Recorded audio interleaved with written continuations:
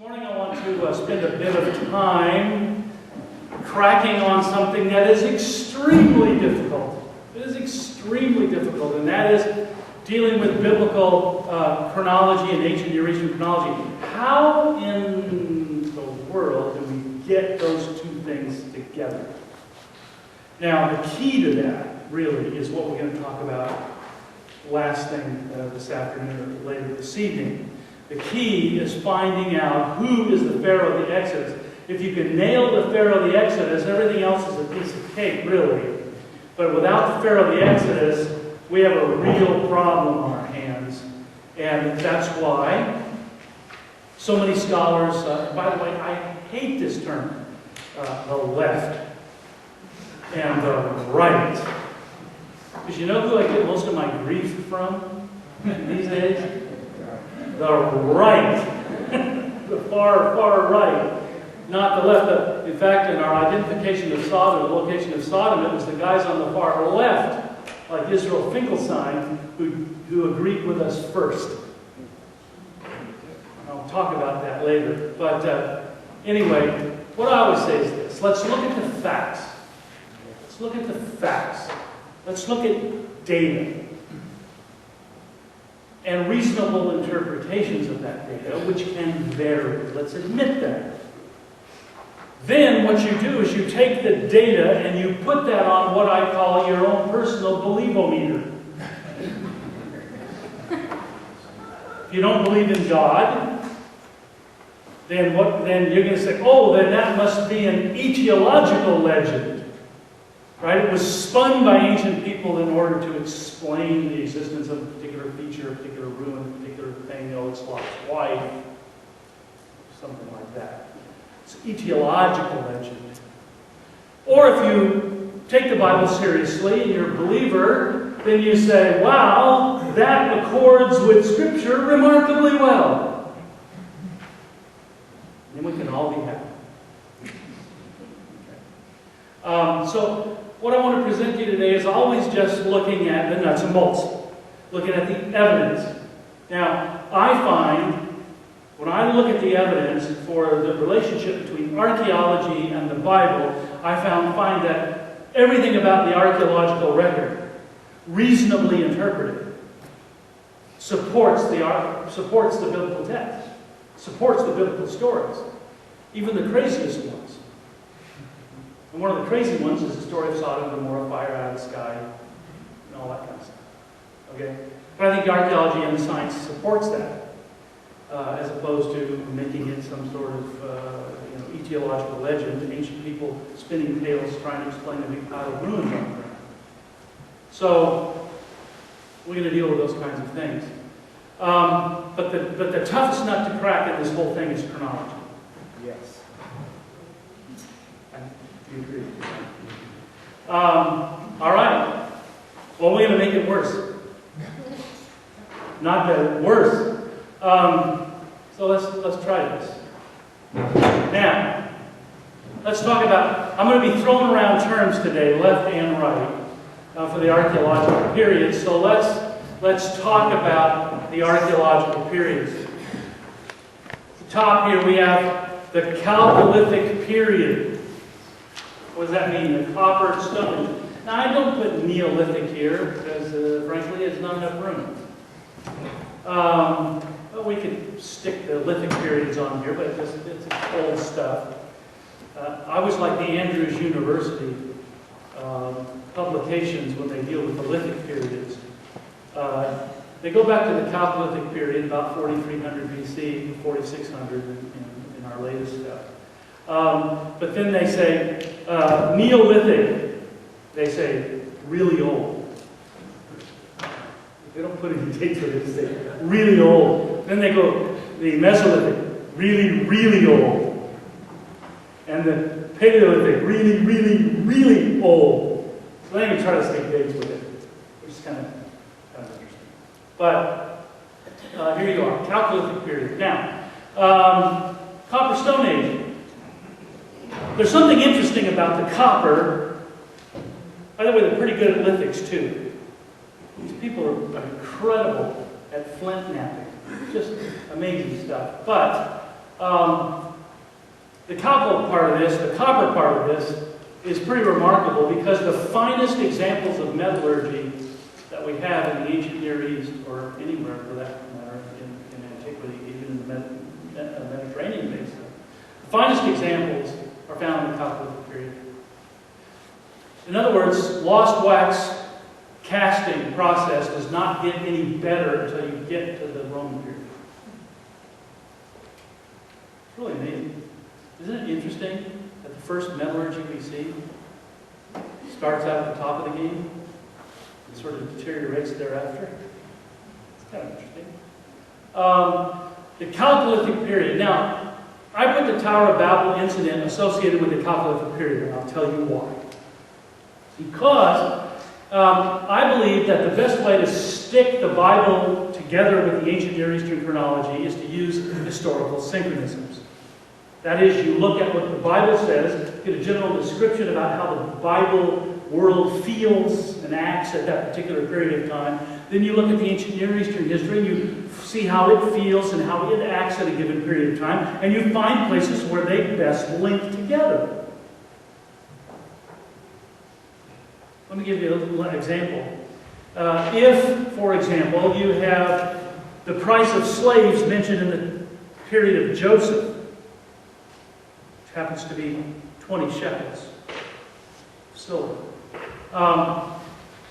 It would be interesting if you wanted to place the story of Joseph in a general chronological time frame. You might want to go back and look at the ancient Near Eastern trade documents that deal with slaves and slave prices and find the period in which the average price of a slave is 20 shekels.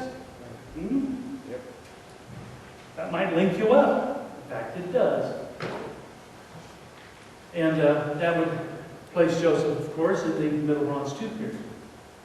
Because that's the average price of slave in the Middle Bronze II. You go to the Mosaic Law, if you accidentally kill somebody's slave, you got to reimburse them for 30 shekels. Do I hear inflation? What's interesting is that the biblical price of slaves throughout Scripture tracks the ancient evolutionary curve. I'm sorry, the ancient inflationary curve of slave prices. Interesting. How would late Iron Age Judahite priests, pre, mid, or post-Babylonian captivity, ever guess that? How would they ever guess that? They wouldn't. It's not possible. They don't have access to that information. They couldn't even read the material. They couldn't read the ancient Akkadian. They couldn't even read ancient Hebrew. Iron Age Hebrew is too different from Iron Age 2 Hebrews, too different from Iron Age 1 Hebrews, which is way different from its roots in Canaanite. You couldn't put, for example, you couldn't put Moses in a room with King David and have him have a conversation. You couldn't do it. You couldn't put King David in a room with Isaiah and have him have a conversation, even though they spoke the same language, sort of. It'd be like putting Chaucer in here with you. If you wrote it down, you might see the, and oh, there's and you would recognize some of those, but you wouldn't be able to have a conversation. My wife and I, by the way, Danette, stand up and wave. This is my wife, Danette. Infinitely better. But what's interesting about that is we were in Scotland a few years ago, and we tried to have we went to this little village, and people were just running around all over the place with this festival, having a great time, and this little lady came up to us, and she was telling us about the town, and I suppose, and telling us about all this stuff, and so excited. She was speaking not Gaelic, but English, just perfectly good Scottish English, and she's just rattled on for about 10 minutes. And after she went on her way, Danette and I looked at each other and thought, did you understand a word he said? Not a word. She's talking English. So, and we live in the same time frame. So here we are contemporaries, but can't even talk the same English. So, you can imagine what happens with Hebrew over a period of 400 years, 500 years. People can't talk, which is, by the way, one of the reasons why the ancient texts were continuously contemporized. As manuscripts would go out of use, by the way, how long does a manuscript last? By the way, you'll notice that I am an inveterate rabbit chaser. And John gave me, we have plenty of time. So, how long does an ancient manuscript last? This would be papyrus in Egypt. Now, you put papyrus in Turkey, it's not quite long. But what about parchment? Vellum or parchment? You know how long an average manuscript lasts in antiquity? 350 to 400 years. Some of the major uncial texts of the New Testament, we're talking about Vaticanus, Sinaiticus, Alexandrinus. One of those, I can't remember which one, was re-inked after 400 years of continuous use. Which means, by the way, and I have this documented in the book, which means that if some of the 2nd, 3rd, or even 4th century scribes had difficulty with a couple of different manuscripts, say in the book of Matthew. One had this reading and another had a different reading of the same passage. You know what they could do? In fact, we have documentation of one guy that did it. He said, I had a discrepancy between 2 manuscripts, and he writes that I just went back and consulted Matthew. He actually says that. He's in the 4th century. I went back to the original autograph.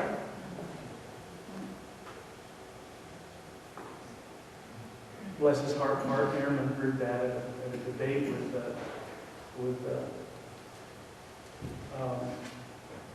what's his name? Greg Evans. Late, just within the last 12 months. And he was just floored by that. Because Bart was operating off this kind of oddball idea that somehow manuscripts disappeared every 50 to 100 years. So he had to keep doing this. No, within the first 4 centuries, these guys knew how to get back, in many cases, to the original autographs. They knew where they were, what library they were in, whose hands they were in, what church they were in, and they could go back and say, well, there's a discrepancy here, a discrepancy there, but what does Matthew say? Oh, we can fix it. That's the original man.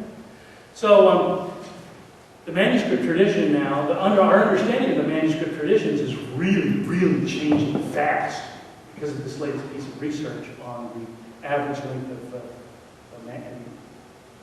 manuscripts, how long did they last? Well, anyway, once we get into the Chalcolithic period, we have a very, very interesting scenario on our hands, and that is there's a biblical story called we call it the Tower of Babel story that seems to correspond with this period. And what is the correspondence? Correspondence is that we know that at the end of the Chalcolithic period, everybody left their villages. They weren't burned.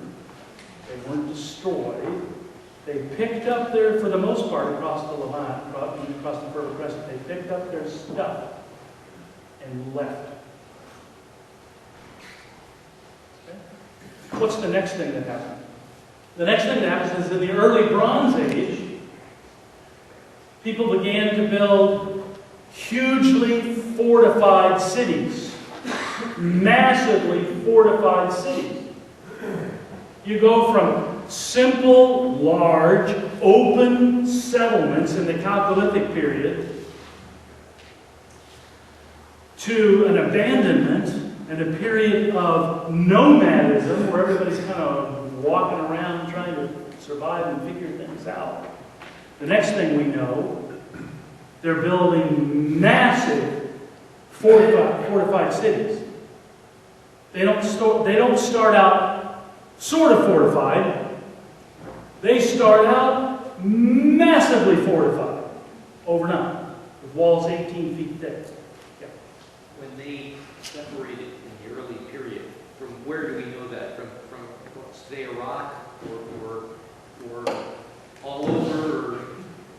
How do we get the cultures divided? Well, you know, they separated, they left the cities, didn't Oh. destroy anything. Yeah. What is the key area that they're examining this? It's seen in every Chalcolithic site across the Near East. All of them. They're all abandoned. Well, except a few. A handful will go into the next period. But there's this massive abandonment. Now, what would cause folks to get up and leave? Changing their language. Yeah, and, you know, race is not the great divider. Language is the great divider. If they can't communicate, one segment of one family or one clan can't communicate with another family or clan in a village setting, which is a large agricultural cooperative, the whole society breaks down. I'm just saying, it's pretty logically connectable here. The next thing is, if people are separated then by this new thing called language division, what happens? Well, divisions amongst humanity occur, and people start warring against each other. I mean, they're not building these 18-foot thick walls to keep out King Kong. It's to keep out their neighbors. So evidently there's pretty powerful armies developing during this period. So, I think that's pretty good coordination. Something happened. By the way, let me tell you how to think about Genesis stories. Genesis stories. The pericopes, these little stories that we find in the book of Genesis, and it's all seamed together and pieced together with lots of different documents. And so what's happening is that you get a description like the Tower of Babel story, even the Noah story. So the Noah story, the Tower of Babel story. I liken them to this. Here's what I tell my students.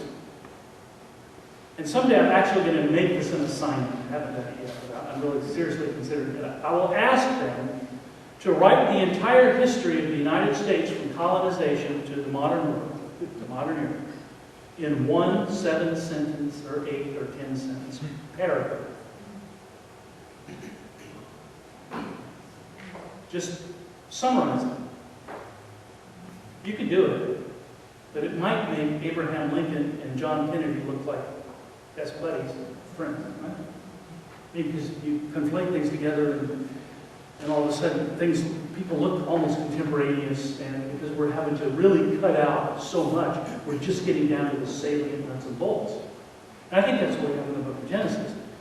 These are very short descriptions, sort of little handfuls of information about a globe full, an earth full of events and problems and difficulties and those things. All right? So that's why they're so short, so concise, and often so confusing. So I just thought I'd throw it in. Now, I think the Tower of Babel fits in that period. It works.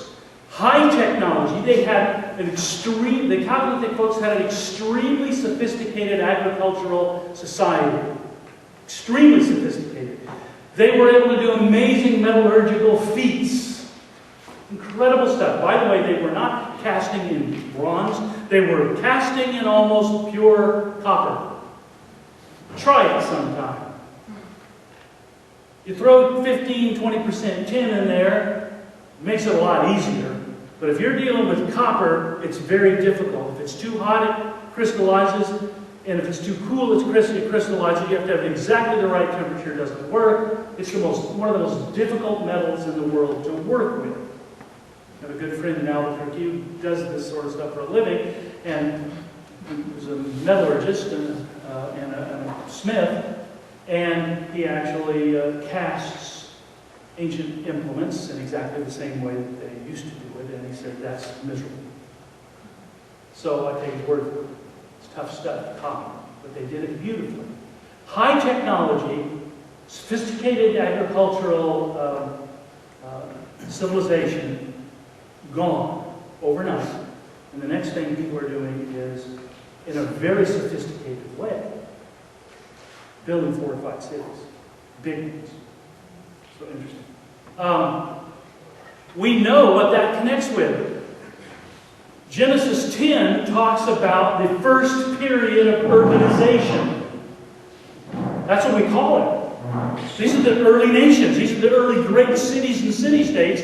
This is the period of urbanization. And urbanization, the first urbanization occurs in the Fertile Crescent in what we call the early Bronze Age.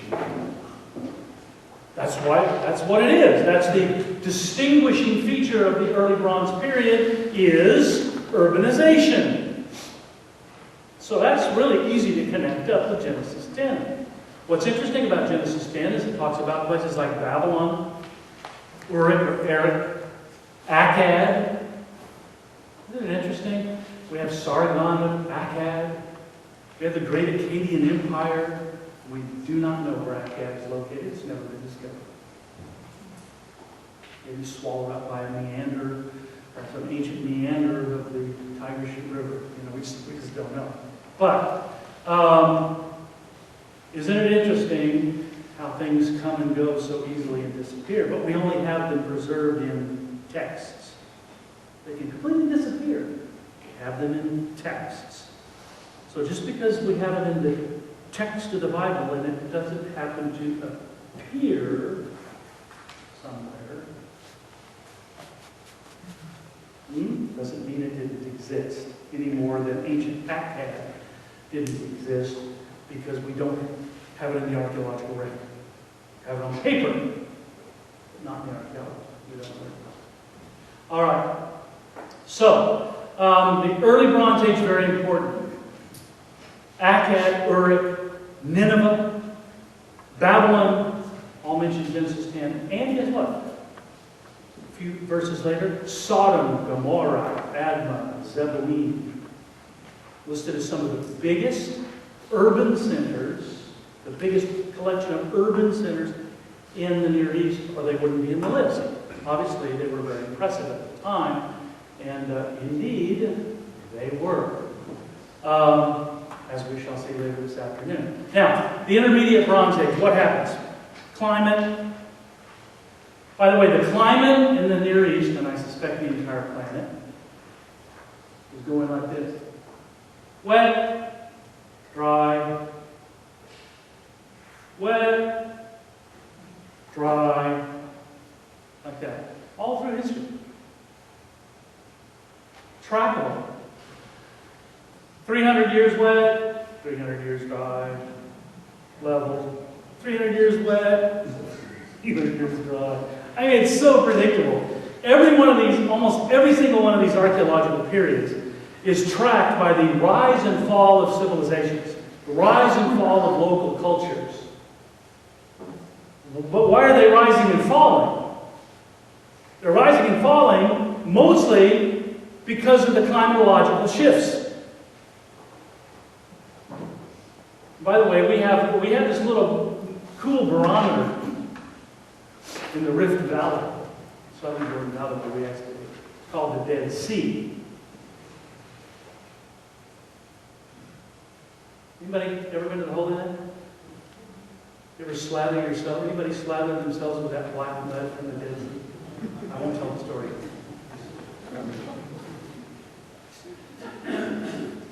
Why the mud is black and why it's gold. I'll stop and think of it this way. All the sewerage of all the ancient cities of the region flows Avondale and ultimately winds up in the Dead Sea. Anyway, so I guess never mind. It's too much fun. Anyway. The climate shifted at the end of the early Bronze Age. Crash. There's a crash. There's a climate it got drier, to the point that you have these big cities with major agricultural lands, lots of population being supported by that food production, and all of a sudden it ain't raining. Now what happens? You move or you die. You've got to make a shift. You've got to make a shift. And that's what happens. The early Bronze Age collapsed at about 2350 BC, just crashed. Egypt, Mesopotamia, the Levant, every place, it's all gone. Old Kingdom in Egypt collapses. Akkadian Empire in Mesopotamia collapses. By the way, that was exacerbated, we now know, by an Arabist event. Some of you studied Tunguska, Siberia, 1908. The little thing that just happened over Russia back in February. One of those happened about 22. It's called the 4.2 KYR event in Mesopotamia. And so that was a little, not only did the climate shift, but there's a little problem with cosmic airbursts that did in there as well. But there's a shift. And we see it in the Dead Sea. Our little barometer down there, we can tell because the Dead Sea caves and the dating of strata in the Dead Sea caves, the rising and falling, and all kinds of other things, coring and pollen analysis of Dead Sea mud cores and all of that stuff. All about 6 or 8 different data sets coordinate to give us a really nice picture of the climate fluctuations and when it's wet and when it's dry. When it's wet, the Dead Sea is going up. When it's dry, the Dead Sea is going down. And we know that at the end of the early Bronze Age, Dead Sea was getting pretty low. And it was getting dry. And they just couldn't survive. We went into the intermediate Bronze Age, a period of mostly nomadism. People are just going to have to go out and fend for themselves. The agriculture is not working to the extent that it once was, and now they have to go out and make do. And nomadism, or semi-nomadism, becomes the rule of the day. Just a handful of cities exist in the entire Levant. By the way, when I say Levant, throw that around, that's Israel. The whole Levant is everything between the Euphrates River and the border of Egypt. Okay, southern Levant, basically Israel and Jordan. Northern Levant, Syria. It's pretty much how it breaks out. So the Intermediate Bronze Age is a time when we have nomadism, a lot of semi-nomadism. And by the way, this is interesting, nobody's moving too far. These are localized phenomena. People don't take their clans and families and move wholesale all across the Near East, except in really good periods. Caravans, okay, where you can move from city to city to city successfully and buy food and have everything you need to travel. So most of this nomadism is very regional or very localized. It's not going across the Near East. In the Intermediate Bronze Age, that's what we've got. The Middle Bronze Age, then, comes in like gangbusters because we have an upturn in the climate. And with that upturn in the climate, we're getting wetter. And by the end of the Intermediate Bronze Age, the rains are back. The agriculture is returning. And people are going back to the same sites that they had abandoned a few hundred years earlier. And they're starting to build, once again, great urban centers. This becomes the height of what we call the Canaanite civilization in the southern Levant. The Canaanite civilization rises to its pinnacle during the Middle Bronze Age with the building of massive fortification systems, and we'll talk about the most elaborate one ever discovered, which is Tal al-Hammam, which we're excavating. We'll talk about that later. But massive fortification systems. And then, this is the time the Bible places Abraham, Isaac, Jacob, and Joseph. Now, we'll fine-tune that a little bit later. But just in general, virtually every Bible scholar, virtually every archaeologist will put the patriarchal period in the Middle Bronze Age. Albright did it. Most people who didn't do it, if you're going to do it, if you believe the patriarchs existed, you're going to put them in the Middle Bronze Age. From the Middle Bronze Age, then, what happens is about 1800 BC, there's a little kink.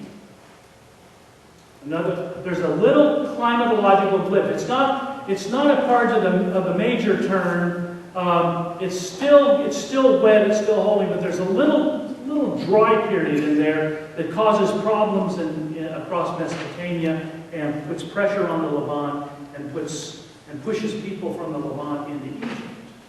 It's called the Hyksos period, and we'll talk about that later too. We'll talk about Egypt. But they push into Egypt, and you can see that during the time of Abraham, Isaac, Jacob, and Joseph, what was one of the major themes? Well, the climatological theme that runs throughout that is what? Famine, drought. Yeah. So, if you're going to place Abraham, Isaac, Jacob, and Joseph in a time frame, you're not going to want to put them in the first half of the Middle Bronze Age, because that's a very wet period with the development of all these great civilizations. You want to put them in the glitch. You want to put them in a time when people from the Levant are being forced into Egypt by some sort of a shift in the climatological regime. So, that makes a whole lot of sense. The Middle Bronze Age, we have Abraham, Isaac, Jacob, and Joseph. The Late Bronze Age gives us Moses and Joshua. Now, we know that's a no-brainer. It doesn't matter whether you take a late date or early date or a middle date for the Exodus, you're going to wind up in the Late Bronze Age, so that's pretty safe. But it's also interesting if you culturally connect. Remember, we're talking about historical synchronism, what I call cultural specificity here. The Mosaic Law Code is styled, structured as a Late Bronze Age Hittite treaty.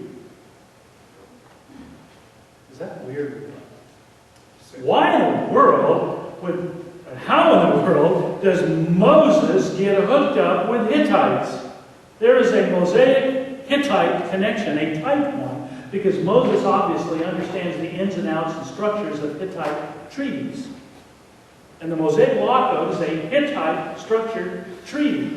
No doubt about that. In fact, it's also noted by most scholars now, Harry Hoffner and other Hittite researchers, that Israelite culture most resembles Hittite culture, not Egyptian culture, or even Canaanite culture, or Mesopotamian culture. They have the most tight connection to the Hittites as far as their worldview, their concept of things, their way of writing history, and the structure of the Mosaic Law Code is all Hittite.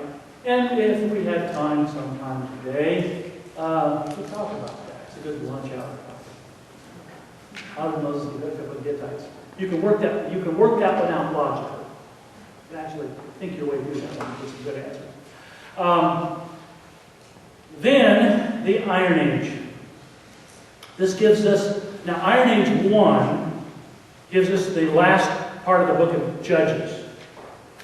Okay, so the last part of the Late Bronze Age and the early part of the Iron Age gives us the book of Judges.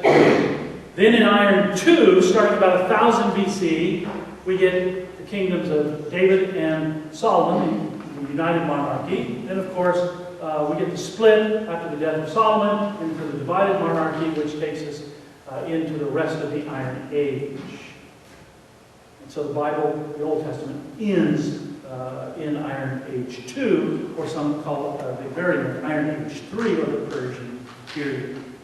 So that takes us down. Now, that kind of gives you an idea about where these people fit. If you're going to talk archaeology in the Bible, you got to understand the periods, kind of get an idea of that.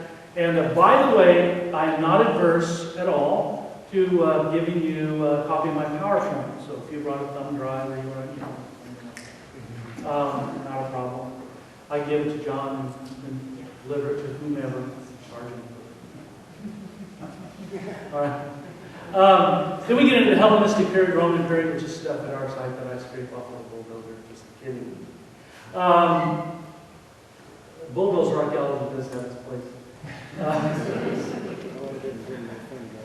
I'm not a Hellenistic Roman guy.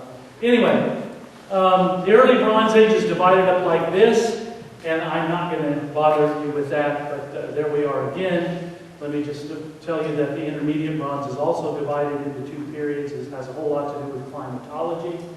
The Middle Bronze Age, again, I already told you about that, is divided into a wet period and a drier period, the early and the late Middle Bronze Age. And the late Bronze Age is also divided, and Moses and Joshua go on sometime in that era. And the Iron Age, of course, we're going to give the kings of Israel dividing, united monarchy, divided monarchy. All these little sub-periods are identifiable cultural changes visible in the archaeological record. And they do coordinate quite nicely with the change of the empires washing over the Levant. All right. Now, here's a tough nut to crack. I want to spend a few minutes on this. Big baby. This is a can of worms on steroids. This is really tough stuff. Early date for the Exodus, 1446 BC. How do you get an early date for the Exodus? Easy. 1 Kings 6:1, right? Masoretic text. Solomon began to build the temple 480 years after the Israelites came out of Egypt. We know that project started in 966. Therefore, add that. We'll wind up with 1446 as the date for the Exodus. All right? The middle date. This is the Septuagint date, or what I call the floating date. The Septuagint date is based on 1 Kings 6:1 as well, but Septuagint of 1 Kings 6:1 says 440, not 480. 440, which gives us a 1406 date. Now I say here 1406 to 1386 simply because that's the date range of the actual Pharaoh of the Exodus according to the Egyptian chronological high medieval chronology, but we'll come to that later. Late date for the Exodus, 1250-ish. How do we get that? Thank you, W.F. Albright. W.F. Albright looked at the text, the Masoretic text, and he said 480 years. 12 times 40. 40 is a symbolic generation. 12 times 40, 12 generations, he said. That's not a real number. That's not an actual number. It just simply means it's a numerical symbol for 12 generations. Well, since a generation is actually more on the order of 25 years in antiquity, so you multiply 12 times 5, you get 300, you go from 966 back to the middle somewhere of the 13th century, and you wind up with your rest of the Exodus. Okay? So you have the late date for the Exodus, and now let's just divide the congregation. How many take an early date for the Exodus? If you care, you may not care. How many take an early date for the Exodus? All right. How many take a late date for the Exodus? Boy, some of you are so non-committal. Late date for the Exodus. How many take a middle date, some other date for the Exodus? All right. Honest. All right. Early date. The early date is not possible. I tell you that. The late date is more impossible, and the middle date is probably the best date. And I'll try to prove that for you later this afternoon. But don't feel bad if you take an early date for the Exodus. I mean, what's 40 years among friends? It's close. Now, here's another sticky thing. The birth date of Abraham. Now, when you're going to figure the birth date of Abraham, you have to figure out what you're going to use. Are you going to take an early, middle, or late date for the Exodus? Okay, we just did that. Early, middle, or late date for the Exodus, because that's always the first anchor point. So you got three choices there, but the choices are not over. Was the Israelite Exodus in Egypt 430 years or 215 years? 215. Well, it wasn't 430, I can tell you that, even though the Masoretic text of Exodus 12:40 says the Israelites sojourned in Egypt 430 years. But both versions of the Septuagint, the Greek version, say they sojourned in Canaan and Egypt 430 years.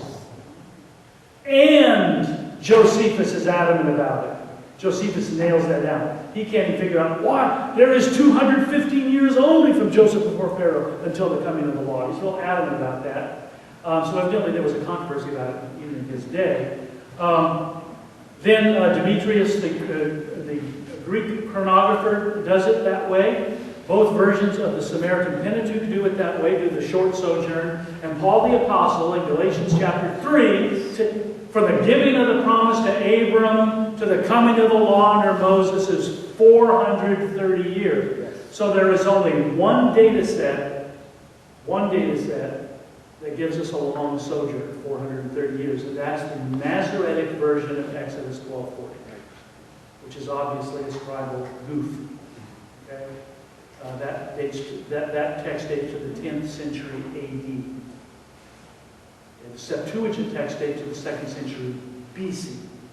What I find is that almost invariably, in fact, I can't think of a single exception, almost invariably, when the Masoretic text differs from the Septuagint, the Dead Sea Scrolls weigh in and side with the Septuagint almost every single time. So we can track that deviation of the Masoretic text quite easily. Yes? How does population growth play in that? Is it realistic that event, growing the size it did in 215 years? The Aleph issue has just raised its ugly head. I will answer, I would love to answer that question at some point, maybe in the question and answer today. How many Israelites came out of Egypt?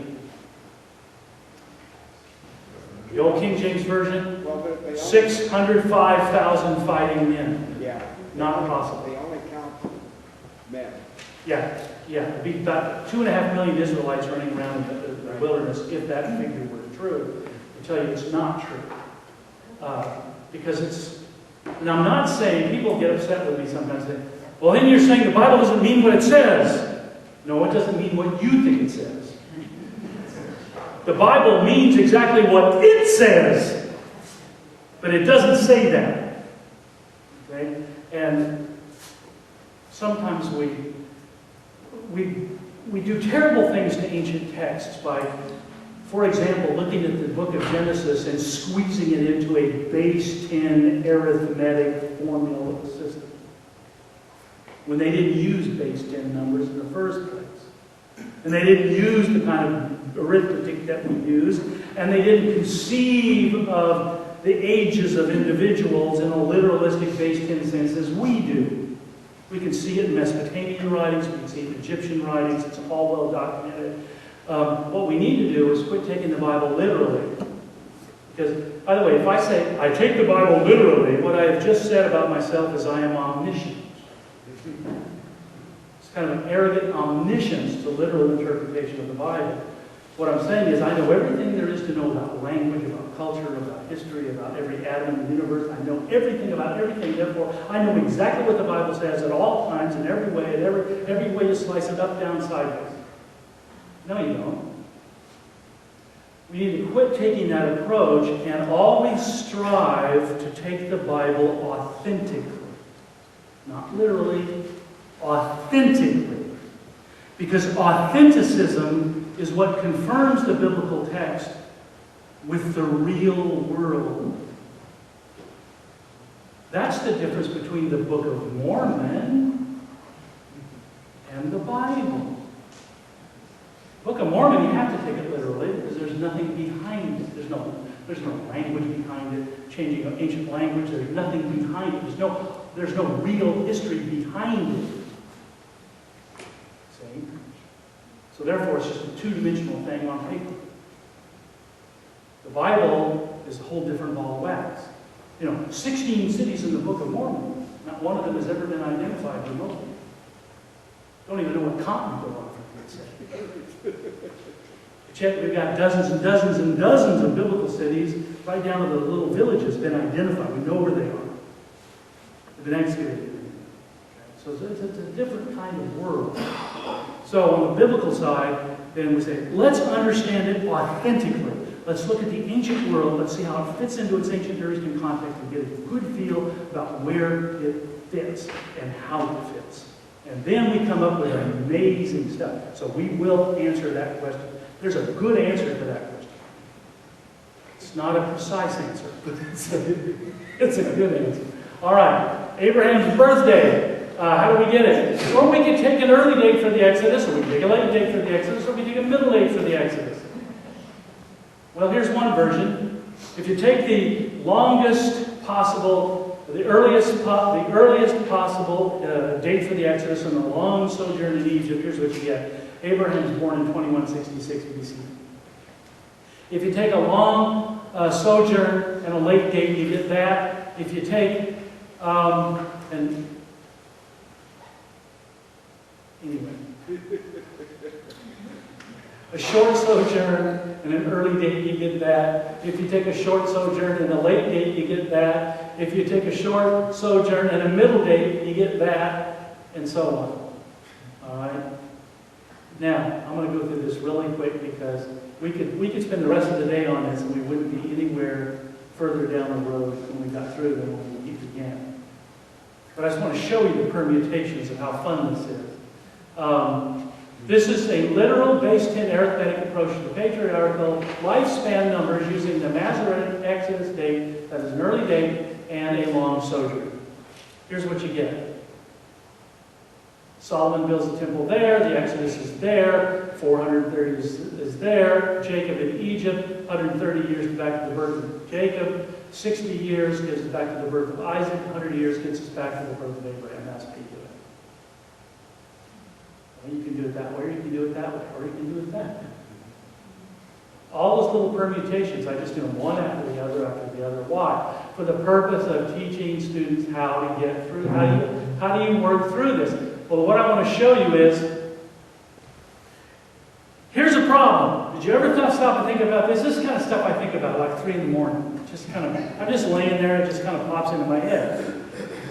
Did you realize there wasn't a single... Now, this is in the light of the idea that Abraham lived to be 175 years old, and Isaac lived to be 180 years old, and Jacob lived to be 147 years old, Joseph lived to be 110. Because I have a photograph of me, my son, me, my father, and my grandfather in one photograph.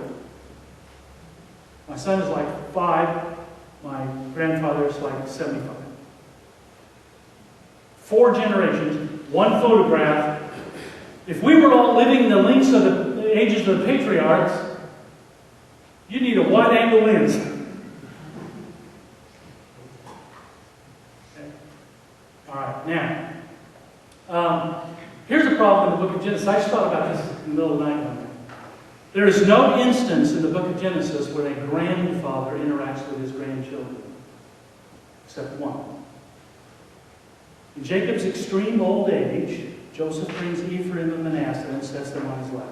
That's it.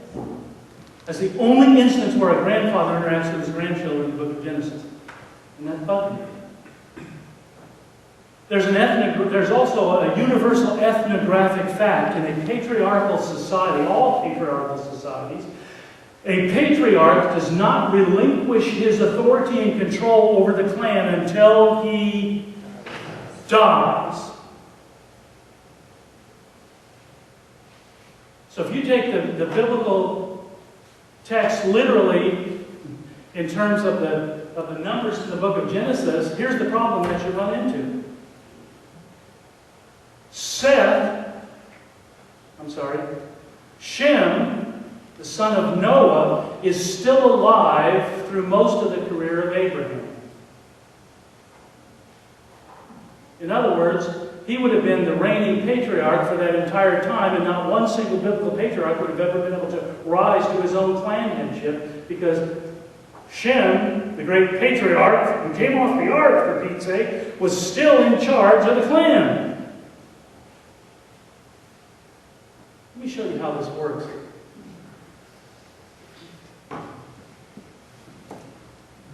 Abraham is still alive well into the career of Jacob, and Isaac is still alive well into the career of Joseph.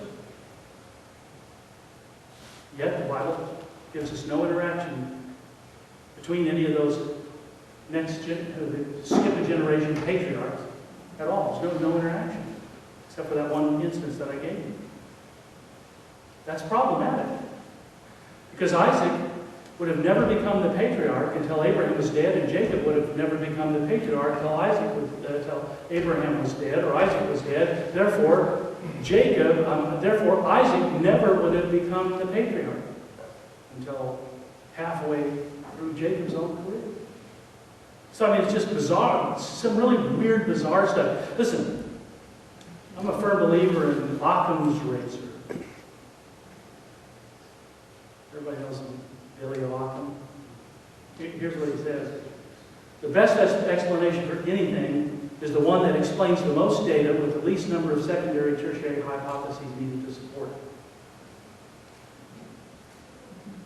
The cleanest explanation here is that biblical numbers are not to be taken in a literal, based in arithmetic sense.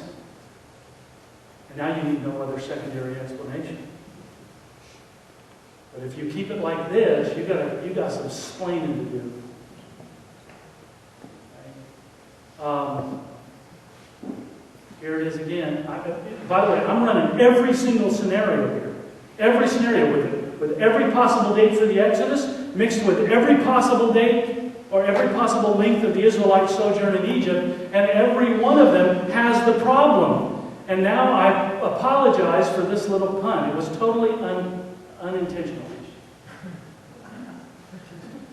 Does Kitchen sink the traditional early chronology of the patriarchs? Well, by Kenneth Kitchen, I mean Kenneth Kitchen of the University of Liverpool, and his really fantastic tome that you must have.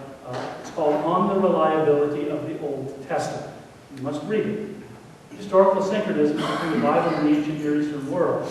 And he's a supreme scholar. So you got to get that book. Now, this is the only time frame right here from 1900 BC to 1540 BC is the only time frame culturally allowed by the Kitchen analysis.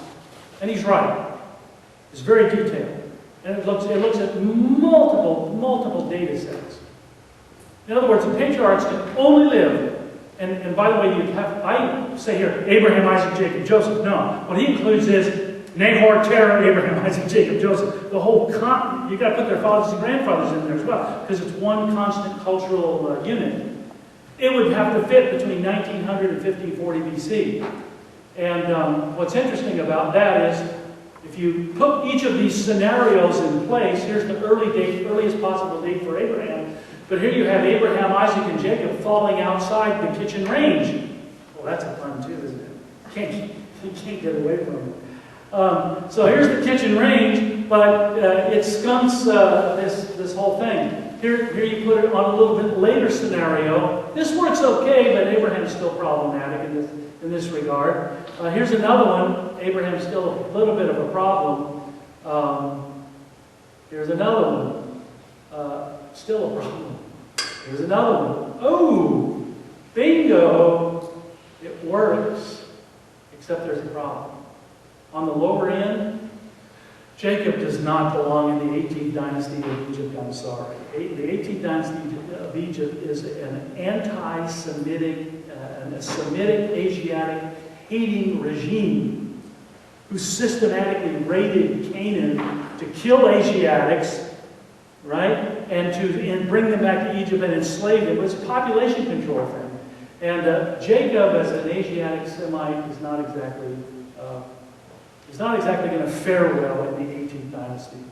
And most scholars realize that. So, all these problems created by the archaeological evidence from Tal al-Amam and Kitchen are problematic. This is where we got involved in this thing, because the archaeological evidence from Tal al-Amam shows that the destruction of Sodom occurred sometime between 1750 and 1650 BC.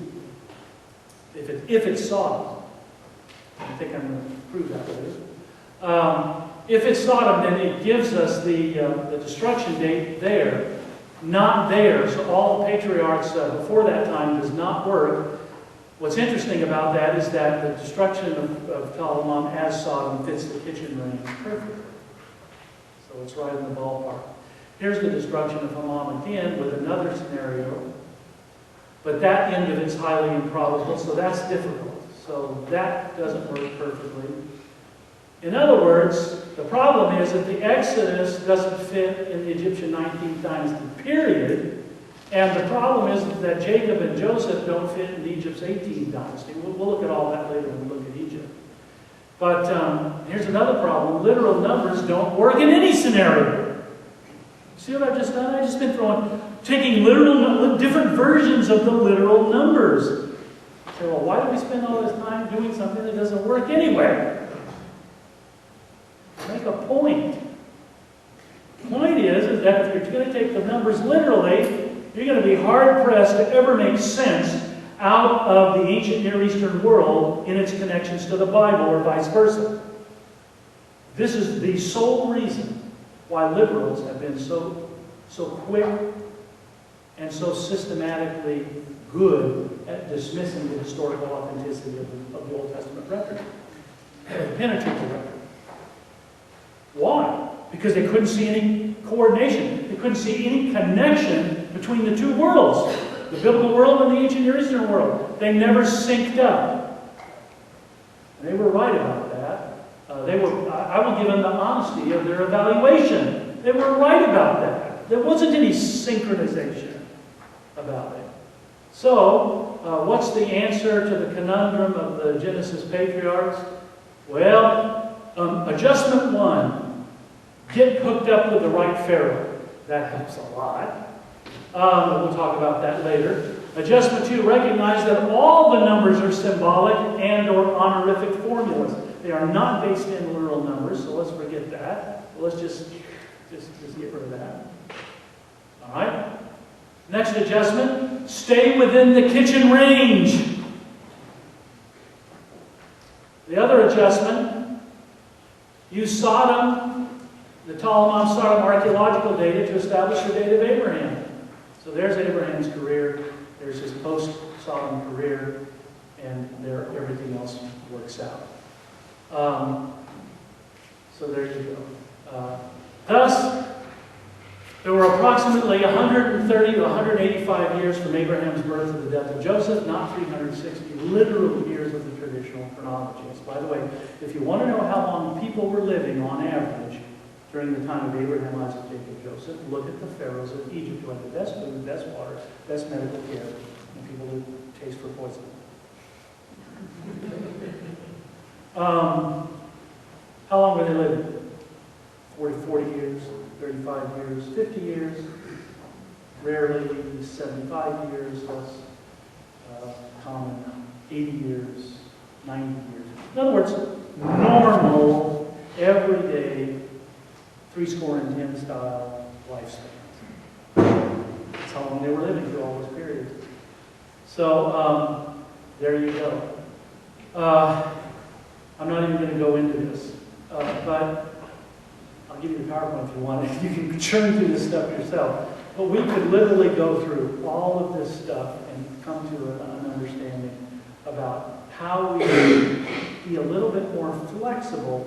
Because what I'm going to show you later this afternoon is, once we reach the level of flexibility of not seeing these numbers as based in arithmetic values, all of a sudden you will be set free to see the most remarkable organic cause and effect relationships between the ancient Near Eastern history and the Bible. It will just knock your socks